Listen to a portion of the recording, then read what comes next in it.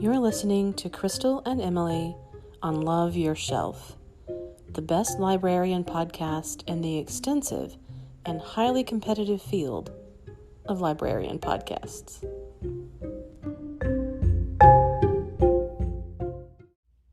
Hello. Oh my gosh, hello! We're back. We did not abandon podcasting. No, I mean, we did. Well, not forever. Not forever. No, we're back. Back with Love Your Shelf. Yes. You have to name it. We're rusty, okay? Yeah, exactly.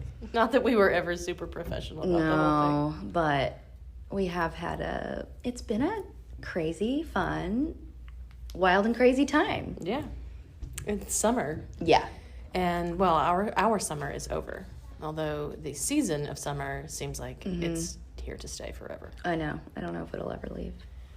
But it's the perfect time to be indoors, reading and watching stuff. So yes, we have some recommendations. Go, girl. And it's fully off the cuff. I was just saying. Oh, did you guys not notice that? We're usually did this sound scripted? Yeah, clearly. So I've got tons, and I'm not going to try to go through everything that I've read. We don't want to lose all of our listeners, Crystal. Yeah, I know. So we're going to keep it short. A little light, yeah. Yeah. And then I'll have material for I the was next about to say, we won't have to 12 or so. You won't have to watch new stuff for a while. Yeah. That really has been I a know. burden. Gosh, you know? I just hate watching TV. Yeah, and reading books. So it's kind of all over the place, the stuff that I have made a list of. Yeah. And I even have some movies. Okay. Yeah. You even went to the movie theater, I even went to a movie. Yeah, I will talk about that too. But I'm going to start off with the books. Okay. Since we are a library podcast, you know. I guess. We'll stay in our lane, sort of. So I read a book called Wannabe, Reckoning with the Pop Culture Moments That Shaped Me by Aisha Harris. Is she a millennial? Yes. Yep. Sounds like a girl who listened to the Spice Girls. Yes. So she's a critic on Pop Culture Happy Hour. Yes, I knew that name. Yes. Okay. And it's good. Yeah? Cool. Yeah. And it's very much in her, wheelhouse. It's lots of, if you are a millennial, especially, maybe especially a woman. Yeah, okay. It's for anybody. Yes. But a millennial woman is who wrote it, and she's talking about the stuff that really impacted her. And, yep. Race also favors in there, or factors in there, actually. And so I'd recommend it if that's your jam, which I think you would like. Yeah, I was just about to say, all that sounds right up my alley. And she mentioned the documentary called The Stories We Tell by Sarah Polley. So I'm going to... That's not a book. I'm already off topic. It's okay. But it's a documentary about... I don't think I'm giving anything away. I think you would know this just by looking it up. But Sarah Polley was an actress now, or she still acts, I guess. But she also directs, and she was,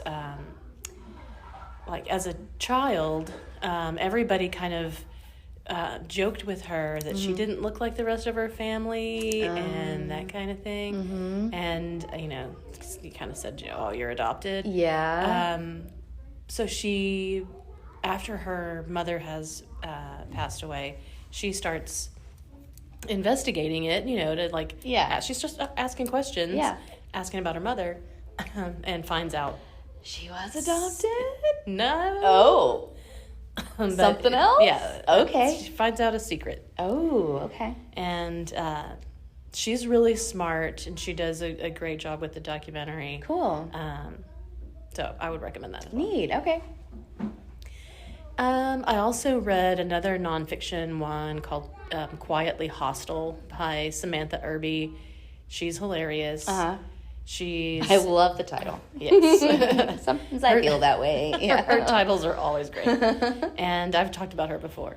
But she's kind of raunchy, really just kind of brutally honest. She talks about herself very honestly, and it's hilarious. Oh my gosh, love it. So, another one, recommend. Then I read this is a fiction, The Girl with All the Gifts by M.R. Carey. It's not brand new, and there is a second part called The Boy on the Bridge, or second in a series. And there's also a movie that was made of it several years ago with Glenn Close. Okay. And I don't remember how it came to me, to be read, but it appeared, and so I read it. And it's about, it's apocalyptic. It's about sort of like a zombie type creature. People turn into what they call hungries. And so they're terrifying. And it's spreads through a type of cordyceps, like in The Last of Us, like a mushroom type fungus thing, God. Which is just the grossest. So nasty. and so I did not enjoy that part of it, but the hungries are like kind of a different take. It's kind of almost like a cross between like a vampire, zombie, because they into blood. When you're not, no, they're into everything. Anything. Okay, but when they're not like actively hunting you, if you're like very still and they can't see you or smell you, or smell you, I guess, I don't know, but then they just kind of stand or whatever in kind of suspended animation. And my goodness. It's kind of like, they'll all be like somewhere, and then just chilling until you get close to them, and then they spring into action. Yes. And it's pretty good. It's basically it's I don't want to. You may be able to hear some background noise, children playing, but that's just... It's just the sounds of children, although I think these children might be arguing with each other, but it is the sounds of children having fun. Cute. They do. Yeah. Anyway, so if you hear that, don't be alarmed. Yeah. Anyway, it's not hungries, for sure. The hungries are very quiet, so... We wouldn't know. Okay, thank goodness. But besides the fact that they're a different kind of take on the zombie, it's also kind of a different take on the structure. It starts off in a school, and the children the children in the school. This is like several years post Hungry Town or whatever, and then and it's in Great Britain. And so they don't know if this is all over the world. But it just was so fast and just happened so quickly that, they set up these like military posts or whatever, and then they set up this school for the children. But the children are all locked in their rooms. And then when they go to class, they're like wheeled in wheelchairs, and they're like strapped in. What? And so you don't know what's going on. Turns out, oh my gosh, they're hungries. But they're part hungries. And so they're like... they're being experimented on, but they're in school while they're I was waiting for like the twist. I was like, there can't just be a slight zombie twist, like creature twist, right? No, that's cool. Yeah. So then lots of action happens right after that. Okay, cool. So, lots of immediately after lots of action. So if you're into zombies or hungries, that's the book for you. Hungries. Or children being turning into part monsters. Yeah. If you're into any of those things, this is the book for you. How specific. There is somebody out there raising their hand. So, yes. Bring on the looking children, at a checklist of the all child those monsters. Things. Yeah. And then I read opposite end of the spectrum, the new JoJo Moyes book called Someone Else's Shoes. And it is, I would rank it among the sillier JoJo Moyes books. Basically, it's about a frumpy middle-aged mom who is kind of having a hard time, and she goes to the gym, and picks up the wrong gym bag. Oh, gosh. And so she and her shoes were in her bag. And so she's on her way to like a big business deal. Of course. And it's just like red bottom, high heels. Oh, or whatever no. in Yes, this bag. yes. And so she has to, Wear wobble around in yes. them. But they end up giving her confidence, and so Her whole life changes. Things change. Oh, Yeah. I wish that would. High heels would not do it for me. Yeah. I would immediately trip and fall, and then self-esteem would be out the door. Yes, exactly. Well, she But does. good for her. She does. She wobbles around, and it doesn't go immediately well. It's not like magic or whatever. Okay. Sisterhood of the Traveling. In fact, at the first meeting that she goes to, they think that she's inebriated Because she's wobbling around. Yeah, she's toddling. Yes. So yeah, it doesn't immediately work out. Okay. The other lady who belonged to those shoes, obviously a very different kind of lady. She has to wear like the schlubby lady's clothes. Yep. And while doing so, she finds out that her husband is divorcing her. And so she goes down a whole different path. Yeah. It's kind of like a reverse Cinderella type thing going on. Anyway, it's cute. Yeah. And you know what's going to happen. Sure. But we still read these things. Exactly. Yeah. It's enjoyable. Mm-hmm. And then in a whole other different direction is Why Fathers Cry at Night. Oh my god. It's nonfiction. Yeah. Exactly it is. It's a memoir in love poems, letters, recipes, and remembrances by Kwame Alexander. Oh. And so it's good. It is. Yeah. I think I would recommend it for anybody to read. Particularly, there's a chapter on his relationship with the poet Nikki Giovanni and what kind of an impact she had on him, but in a really unusual way. Okay. So, I would cool. say it is a very good book. And let's see. Oh, so I have a book club. That's right. At the Fredonia Brewery. And so the past couple of selections have been actually Circe That's by right. Madeline Miller, which was I've one of heard our of it. big reads. Yeah, we may have talked about that before. And so that was great. And then The Only Good Indians by Stephen Graham Jones. And I'm pretty sure I've talked about that one because it came out a couple of years ago. Okay. But it's a horror novel and very unusual. Like the story is unique. The characters are not ones that you run into often. Okay. The setting is on an Indian reservation, and it's about these 4 young men who, despite it being an extremely frowned upon, or I mean, on the reservation at least, they're told not to hunt in a certain area, and then they do. Okay. And so they hunt elk, and they just kind of do too much. Oh. Put it that way. And I'm not going to go into details, but they go too far, and then they're shunned because of it. But then years later, things start to happen to all of them, and so there's revenge. Yeah. Oh my goodness. So it is, and it's told in a really unique way. So cool. Enjoyed that too. But I was just going to say what the next title is for that book club, but I cannot remember what it is. It's okay. We do have copies of it, and you can join that book club on Facebook and find out what the name of the book is. Just and don't ask Crystal. And also when we meet and all that Cool. kind of stuff. We meet once a month. And then I'll talk about a couple more books because there's been some really, really good ones. Yeah.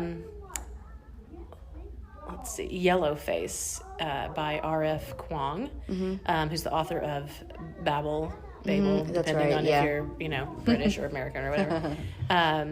It is kind of an insider look. It's a novel. It's an insider look at the publishing industry. And so the author is young and has kind of been outspoken a little bit, like through social media and stuff, about her experiences in the publishing industry.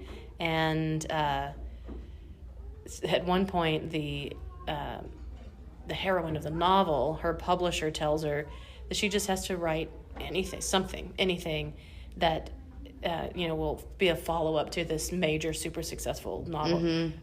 So it's reflecting her experience of having written Babel, which got all these awards and, super popular, like her very first thing. Yeah. She has another, more niche series, but this was the first. She had this big, big novel, and so the character kind of mirrors the author. And so it's very meta. But it also... And I don't want to give too much away about that either, but the yellow face aspect of it is that a white, the heroine or the main character is white, but she writes a story about a non-white character. And so there's a lot of discussion about that. Okay, interesting. But then there's also a mystery involved. Cool. And so, It nice, is very, very good. Wow. But it's also gotten tons of accolades as well. It's been very popular. But, cool. And we're looking forward to whatever that writer comes up with next. Nice. Love it. Yes. And then I read, I Have Some Questions for You by Rebecca Mackay.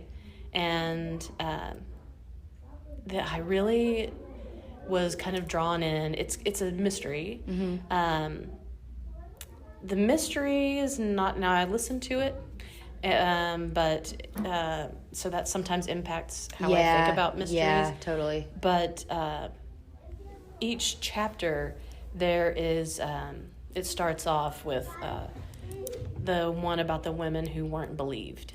And then it talks about all of these people who were not. Interesting. And it centers on a podcast... and these citizen detectives who will follow any wild goose chase and make a mystery where there might not be, but interspersed through this mystery there are these details from real assaults and real murders, and it's chilling. It's just this is, and I think it highlights this. Thing. I think there's been a lot of blowback about true crime lately. I was just about to say, there's a lot of people questioning the main one.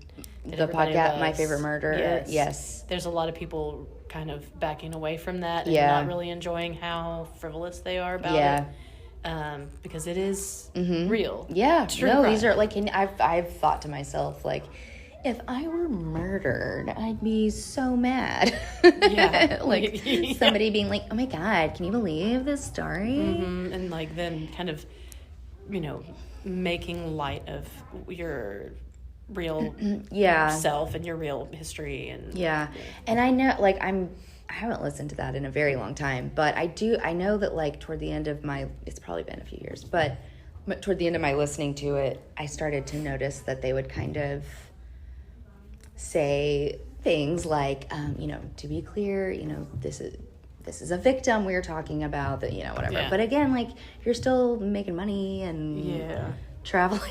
I mean, I'm not against it. No, I know. It's just it's such a fine line, and it's tricky. It's a tricky topic. Yeah, I definitely go through phases. Sometimes I'll, be down to watch some Dateline or something. Yeah. But it's not, I'm not a super fan No, same. I'm aware of how it affects my anxiety. It affects my mental health. But this was a really smart way. That's what I was about to say, though. I think that's such a clever... I think it sounds like it walks that line. And it keeps bringing you back, because there's some silliness, especially these citizen detectives. It's really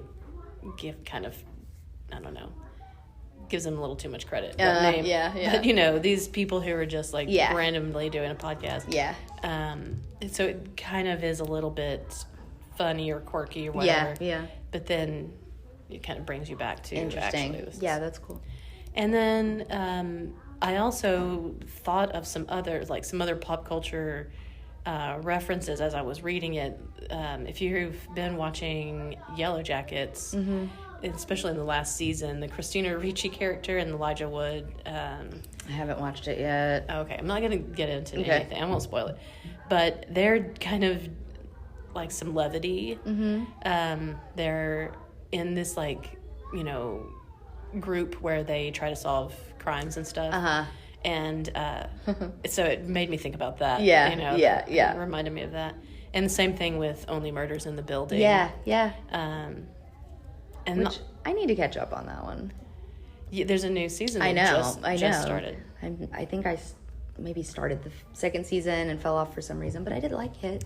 I think I liked the second season better Really? even than the first. Nice, yeah. I remember we were enjoying it, so who knows what happened, but... I was not on board the first couple of episodes. Yeah. Of the very first, season. Yeah. I had a hard time getting, and I still don't really enjoy Selena Gomez. Yeah. There's just something about her, but she grew on me a little after that first season. I'll just never forget. I think I've mentioned this on here before. Martin Short's character and how he only eats like dips is one of the funniest, like, little subtle character traits ever. Yes. I just think it's so funny. And also, I love dips. I think I could live on that. Yeah. I'd go to a party. I know, exactly. Anyway. But yeah, no, it's hilarious. Those two. Oh my gosh. Are a match made in They heaven. really are. And then there's also another reference in the book that reminded me of the movie Promising Young Woman, where the character or the person tries to use their feminine wiles to trick somebody, which is always just whenever that happens in a movie or a book, it just gives me the heebie-jeebies, and I'm like, please don't do that. Don't do that. You know, it doesn't work. Tricking. Out. Yes. You know. Yes. Yeah. Oof. Anyway, so I'm like, I don't know. I've gotten by just fine living my life that way. Just kidding. Well, Promising Young Woman, that character, she seemed like she was doing great and didn't work out for her. No. Not to spoil anything on that one either, but yikes. Don't do that. And then back to another lighthearted one. I just finished Lost Lake by Sarah Addison Allen. I've read a few of her books before, and this one is like magic realism. Made me think of like the tone of like Practical Magic or something like that. So it's cute. Yeah. And it's about a woman who is having a hard time in her life. She's got an 8-year-old daughter, and she decides that she's going to go to this like lakeside cabin. Well, no, it's like a recreation area that has like multiple cabins. It's owned by her great aunt. Okay. And her great aunt is going to sell the place. So she and her daughter go.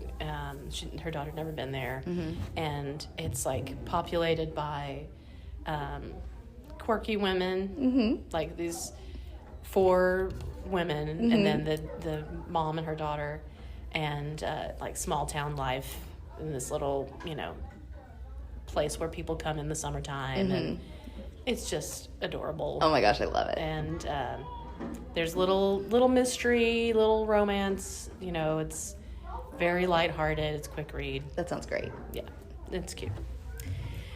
So let's talk about what I have been watched. watching. And so I went because I was convinced by social media. Yes. That Oppenheimer really needed to be seen in the theater because the sound and the experience and everything had to be experienced like nothing else. How'd you feel? Yeah. It did not need to be seen in a theater. Could have watched it at home and gotten the picture. Yeah. Yeah, it was. I mean, I knew it was going to be, a biopic. Sure. That it was going to be, lots of science and talking and stuff. Yeah. Which is great. Yeah. I thoroughly Nothing against enjoyed science it. or talking. Yeah. But it's 3 hours long. Yeah. And I knew, I had to weigh that out because I'm not good anymore as an old person. Being able to sit in the theater without going to sleep. My hips start hurting. That's my thing. Yeah. It's not super duper comfortable. And I've also, because of the way we watch television now as a society, I have a hard time sitting still that long. Mm-hmm. It's sad to admit, but... Yeah, you can't just get up and pause it, go have a snack. Grab a snack whatever. and come back, Yeah. Or stop it and get back to it the next day. Exactly. Exactly. Because I'm a big fan of that too. Starting a movie late, knowing I'm not going to finish it tonight. And I'm a person who used to go see a movie in the theater twice a week. Yeah. Just all the time. Yeah. But in the past few years, that has not been my MO. It really got us out of that habit. Yeah. But you did it. I did it. I accomplished it. But it's a good movie. Cool. It is not the most amazing thing I've ever seen. And there were some aspects of it that I really kind of pulled me out of it. There's a lot of visuals that are meant to kind of represent the interior of the character of Oppenheimer. The way that he's been impacted by the gravity of what he's doing and what he's done. And it just didn't work very well. Okay. It didn't seem toward the end it got better. There was a lot with the sound and how things would suddenly be quiet and suddenly, that makes a difference in how you're but otherwise yeah, I would probably have waited to see that at home. Knowing what you do now. Where I could nap in half of it. Yeah. But it was good. I have not yet seen Barbie. Me neither. Because my dad has seen it. My parents went to see everybody it. I know has seen it. I was how have I not seen it? And that was because I was trying to literally crawl through the last week of summer reading, you, and I know that was you too. Yes. We, people don't. I mean, I guess our library patrons realize how much we have going on here during the summer. Yes, no, totally, but it's a lot. Yeah. And we've got, kids and yes, adults and teenagers and activities every day, and that's great. But I'm so glad it's over now. But that just means we're not doing a whole lot else. No. But so I'll probably go. I'm really looking forward to it. Yeah, I'm really looking forward to it. I'll report back because I hear so many good things. Yeah, same. And but those two kind of competing movies, you almost had to choose which which you're gonna jump on board. Both, but can you? I mean, Oppenheimer alone being 3 hours? No. Yeah. Not in the same day or even the same weekend. I was kind of done with the screen. After that. Yes. But then I have been still watching some series. What you got? And I feel like things are a little dry at the moment. Well, I watched the end of The Marvelous Mrs. Maisel. I need to watch the last season. Yeah. It wasn't that great. That's what I've heard. Which is so sad. The first season. The first season was electrifying. It was. Electrifying is the right word. I was like, so this funny. is one of the greatest things I've ever seen. Yeah. So satisfying and beautiful. Mm-hmm. Oh, the color palette and the costumes. Yes. And everything. And I feel like the people who, because it was written and I think developed by Amy Sherman Palladino, who did the same with Gilmore Girls. And I feel like people would always complain about Gilmore Girls, how they talk so fast. The dialogue was just so fast. I like that. I do too. But I feel like for the people that didn't like it in Gilmore Girls, it just 1,000,000% is perfect in Marvelous Mrs. Maisel. Mm-hmm.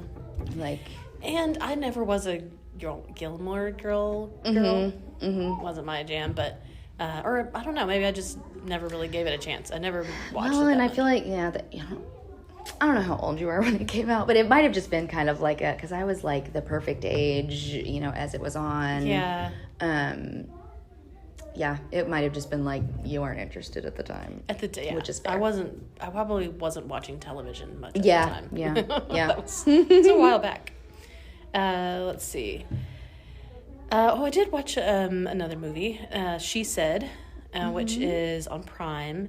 It's an adaptation of a 2019 nonfiction book of the same name by the writers Joey Cantor and Megan Twohey, played by Carey Mulligan and Zoe Kazan. And those women are the ones who investigated Harvey Weinstein. Oh, okay. And why do I... That sounds so familiar. Yeah. Got it, yes. And so basically, it's kind of like, there is... It doesn't sound super fascinating, I guess, or like there's a lot of action, but there is like they're pressed into trying to get these witnesses or these victims to say what happened to them. Yeah. And they're kind of under a time crunch because they have to get this article out, you know, by a certain time. And of course, then once they do get people to do it, and one of the one who like cracked it was Ashley Judd, and she plays herself. That's right. Oh, and, interesting. Yeah. Oh. And so she's the first one who will admit that you know what happened put to her name on and put what her she's name, saying. Yeah. they have like a dozen or something. They have a But lot everyone of them, but nobody wanted wants to be say. anonymous. Exactly. And so they're going to, you know, these people's, like, to go across the country to find where they're living now and try to get them to, you know, talk. And Cool. But also, obviously, being very aware of how terrible and painful and, you know, what that could do to people's this all is. you know, careers and stuff. Because it really was, like, up until that point, men like that were untouchable. They had the power. Yeah. So no questions asked. It is definitely a good fictionalized, obviously, version of that documentary. Making a note of that. Yeah. And I started Scenes from a Marriage with Oscar Isaac and Jessica Chastain. It's on Max, which is HBO. Oh, now. I refuse. I know. Don't get it. I hate it so much. I know. It's so stupid. I feel like I sound weirdly passionate about it, but it was such a dumb, unneeded change. Okay. Right. And they're very good actors. Because hold on, you said Oscar Isaac. Jessica Chastain. Yeah. But, I watched a few episodes and then stopped it because it's depressing. That's what I was about to say. And some of the way that the characters react, it is scenes. So it's like in the first episode, you know, there's it's like a certain time period, and then the next one it jumps to a completely like they're having problems. Okay. Anyway, and so some of the issues that come up are just so unbelievable to me. I'm so curious. Yeah. Because I don't know, being married, I'm like, some of these issues are kind of unbelievable to me. I mean, I get that, you know, there's all kinds of things to, you know, no, go I'm down joking. in marriage, I'm sure it yeah. is like. But yeah, it was just, I think because it does, you don't see the progression. Yes, It's you're just jarring. kind of like, whoa. I can't even imagine how we got here. How did they get there? Maybe And that's the point. I'm sure it is because it is scenes from marriage. Yeah. But the fact that I didn't care enough to find out if they're going to like go back and explore that tells you something. Was telling. Well, and it sounds like the kind of thing like both of those actors, like you said, they're amazing. But it also sounds like, I don't know, it makes me think of like one act play when I was in high school. Yes. The like dramatic period pieces where it was just everyone's chance to fall on the ground and cry. Yeah, it's like, hi, we're trying to get a Golden Globe or whatever. Yes. And also, guess what? It's not that hard to do that. I mean, I'm not saying that they're not amazing, but like anyone can fall on the floor and cry. I don't know. Well, I know why I watched it because it has Tilda Swinton and Idris Elba. Oh, like, okay, I already know what it is. Is it good? It is insane. Oh my God. Okay. It's on Prime. It's called 3,000 Years of Longing. And it is bonkers. Yeah. I did not know what to expect. But basically, Tilda Swinton finds a genie in a lamp. And it's Idris Elba, which, okay. Ooh, I'd be like, well, that's one of my wishes. It is kind Check of like that that. one off. It's a little bit like that, really. That's so funny. And then he, like, tells his story of the thousands of years or whatever. Of living in a lamp. Yikes. It was so weird. Wow. And not weird in a good way. Yeah. Weird in a... Y'all need to calm down. How did they convince those people to be in that movie? Right. You Oh know? my gosh, no. Like, when he comes out of the lamp, he's like giant. I guess it's, like, oh, I'm not acclimated to your world or something. Yeah. Or what, I don't know. And so he's in this hotel room with her, just like, hunched over yeah. to fit in the room. And But like, you're a genie. You can't just like... it just seemed silly. Yeah. So, yeah, that's where... Oh my gosh, I was so curious. I watched the trailer, and even the trailer, I was like, wowee. Yeah. What's happening? You could not guess where it's going to go. I can tell you that. Goodness. But and Tilda Swinton has done some strange things. Yeah. Which made me think of the movie Only Lovers Left Alive with her and Tom Hiddleston, which is directed by Jim Jarmusch. And now that one is worth watching. They play vampires. Love it. But real low-key vampires. Like, I love that. They mostly, like, lounge around and listen to music and stuff. They're not... Cool. They're not... Like, constantly on the hunt. Movie, yeah. But Jim Jarmusch has a whole string of movies that, I guess since like maybe in the 80s he started. Down by Law, Stranger Than Paradise, Mystery Train, and then in the 90s he made Dead Man with Johnny Depp, which is one of my favorite movies of all time. And I highly recommend that. And The Only Lovers Left Alive. But I tried to find it, and it's not... don't you hate that? I think you can pay for it. But, but still. I wasn't in the mood to do that at that time. Yeah, not it's desperate enough. Yeah. But anyway, it's out there. And I would recommend that. And Nice. Dead Man. And if you like those, then I would go look at his older movies as well. Okay. Let's see. Oh, I watched a new series called Will Trent. And it's on Hulu. I don't know if I've heard of it. Yeah. Here's what I found. Siri, get out of Siri. here. We weren't asking Nobody you. asked. Sorry. That like scared me, and it scared you too. Anyway. If we were professional podcasters, we would cut that out. Oh no, we are not gonna do that. We're gonna keep. We used to do that. We did. in the early days. I know. I was editing and putting things And now it's just like y'all are gonna. This is the realness. You're getting the realness. But so it's about this quirky detective guy. There's a million of those, and he's had something happen. Had like a he made a bad decision and something terrible happened, and so he's kind of working his way back. Oh, okay. But he's also like, one of those like, of course, genius Sherlock guys who walks in and everybody treats him bad, but treats him like he's a crazy person. But he immediately solves all the crimes. Immediately just like tells you everything about your life, and that shows you for making fun of him. Right. Yeah. Anyway, But still, I still will watch any of those. Yeah. Back when Monk was on, I watched those. Yeah. I mean, he's not quite as quirky as that. Yeah. And it's not like a comedy. Okay. So put that out there. Okay. But it's set in the South, and now I can't even remember it because his accent is so weird.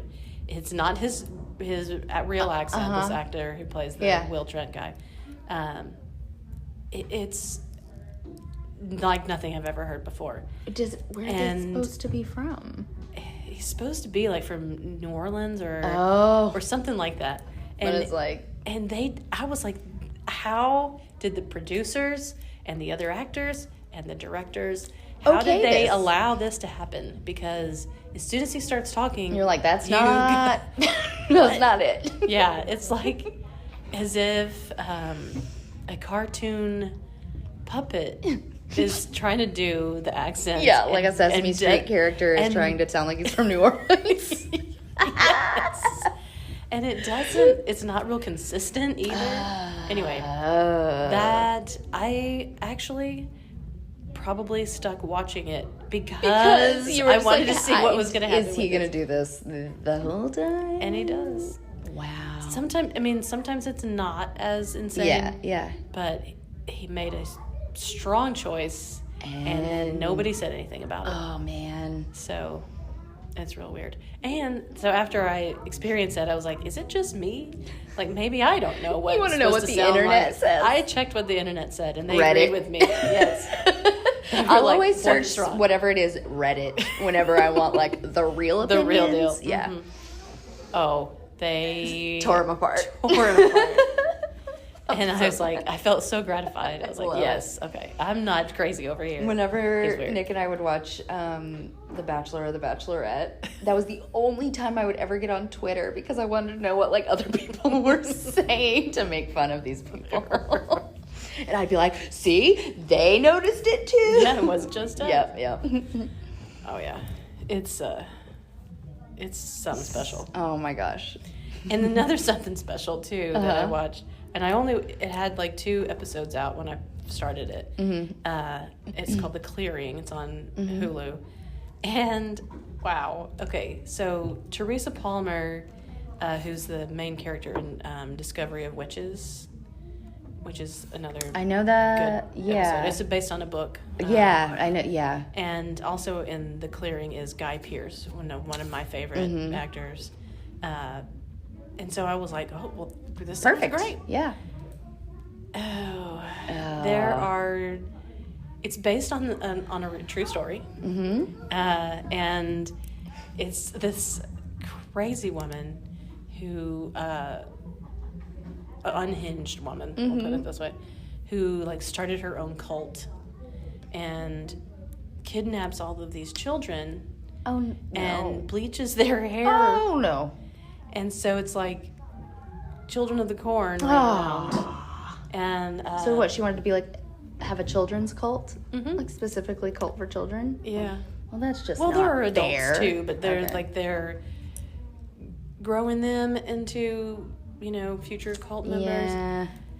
Anyway, I did not know what to expect about that, and I watched the 2 episodes and didn't return. So okay. Noted. I might because of those actors. Yeah. Just to see what happens. Yeah. And because it is a true story. And, or it's based on I forgot that story. yes. And so, I'm curious. Yeah. No, I don't blame you. But I might look to see if there's a documentary about that. Yeah. Instead a concise hour and a half version. Yeah. There is a big twist in it. Like in the second episode, there's like a wow. Yeah. What moment, Okay. So. Crazy. We'll leave it at that. Okay.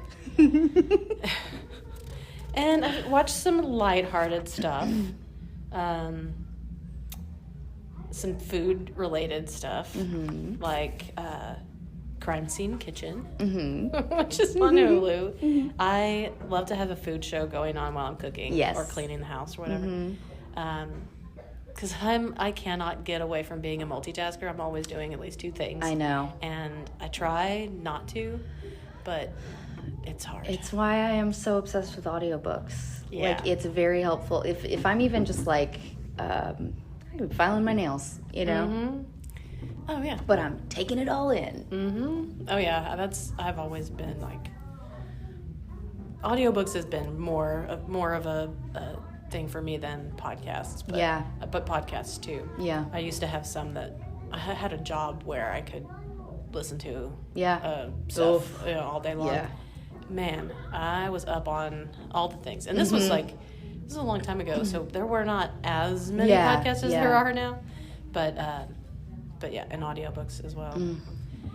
But things like Crime Scene Kitchen is Yes.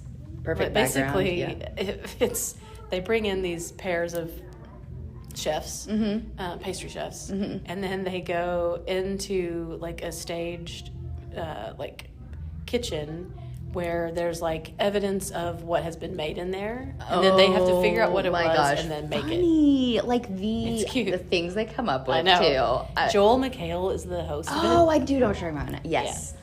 And so, yes, Jinx. Coughed at the same time.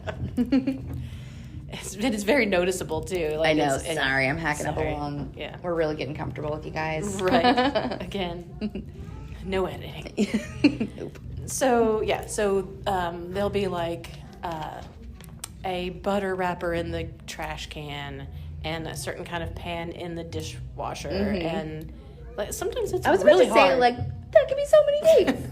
There'll be other stuff too. Yeah, I know, but But yeah. like Maybe like a certain sauce, like left on the, or like Yeah. sprinkled on the counter or something. I don't know. yeah, I'm just like that kind there'll of be thing. like a smear on the whatever, and Yeah. then they have to make it. Wow. And anyway, it's very, very low stakes for me. I would to watch hope it, but- so. You're just like really wanting to, Yeah, rooting for invested this in it, crime. yeah. And then, okay, two more, and we'll wrap it up. But I watched Silo on Apple TV. I watched that too. And what did you think? It was so slow. Yeah. I was real on board at first. I can't remember. Kind of at the beginning, there was more of a like, ooh. But then they don't acknowledge the big thing you find out for the entire season. And then I hated the ending. Like, it was just one of those where I was like, you know that this isn't going to be out until next year, right? Or the next year. Or now and with I don't... With the writer's strike, it'll it'll be like 5 years. Yes, and so I'm If it really comes not going to care about it then. Yeah. I'm really tired of shows doing that. Yeah. Like, I don't mind Severance left on, I felt like it was a decent note. It was like, I am dying to know what else is going to happen, but I wasn't mad about it, I guess. This show, I just kind of thought it was annoying. I mean, I watched the whole thing, so I kept coming back, but... It was almost like they had 4 episodes worth. Yes, and they made of it good into content. 8 Yeah, or good whatever. content. Yes. Yeah. I completely agree. And they rushed through. Like, Rashida Jones is in the first episode, and the other, the guy who plays her husband, they're, big names. You think, I'm not going to say anything, but there's a surprise twist there. Yeah. And all of that happens really quick, and then it drags out the whole rest of it. So it's just kind of there were odd so pacing. many episodes where I was like, when are we going to get back to that thing? When are we going to get back to that thing? Yeah. Yeah. It was a lot of fluff, but it was interesting, an interesting concept. Well, the last thing that I will recommend is, and I don't know how I haven't heard about it because it's been on for years and years. It's called Taskmaster. I've heard of it, but don't know what it is. You can watch it on like Pluto TV or like YouTube even. But the host is Greg Davies, who's this hilarious, enormous British comedian. And so I've seen him in other stuff and really thought he was hilarious. Yeah. And he plays this, like, the Taskmaster, and he gets like, the creator of the show plays his assistant, and he's also, like, on the show, but he's the one he's actually running it. Yeah. And he's the guy, the assistant showrunner, creates all of these challenges, and they get on, like, 6 or, I don't know, they have several comedians, usually, and then they just give them things to do, and, of course, Just they're give them comedians. tasks. But they're, like, crazy things. Like, this one time they, like, send them to, there's, like, a bathtub, like a standalone, like a claw-footed tub outside. It's filled with water. and they're supposed to get all the water out of the tub. and like, who can do it fast? Who can do it the fastest? That's great. And so there's just so many different That's little funny. things like that. Like how, like, they're put in a tinted room and put a watermelon in front of them and say, like, see who can eat the most watermelon in a minute, you know? And then, like, Sounds like library stuff, library programs. Oh, I was like, I'm taking notes. Yep. Although some of those things I wouldn't want to do. Yeah. But, you know, like, how do you get into the watermelon Right. to then eat it? Yeah. You know? You just try to take a bite. And then, you know, like, watching them figure out how to get the water out of the tub or whatever. I love it. All these different things. It's like... That's funny. I had no idea. Thought-provoking, but also hilarious. Yeah. And, I had no idea that that's what that was. That's hilarious. Yeah. And there's, like, seasons and seasons of it. What? I have only watched a few episodes at this point. How funny. Hilarious. Recommend. That's great. What's it on? Is it on Hulu? No, it's you have to kind of. Oh, you find said it. Pluto. Yes, Yeah. that's right. It's just Fun. different seasons are on different things. Nice. Yeah. It was just why, honestly, because I'm lazy about shows. I just put on, like, whatever comes up first. And so I don't really like to hunt for stuff. No. I did, after watching Oppenheimer, I did go on a hunt for Cillian Murphy movies, but I'll talk about that next time. Cillian Murphy themed podcast. You could. I could totally do that. So until next time. Which will not be months from now. It'll be next week. Yeah. Well, let's not make any Okay, promises. it'll be very sooner Yes. than 3 months from now. Yes. Bye. Bye.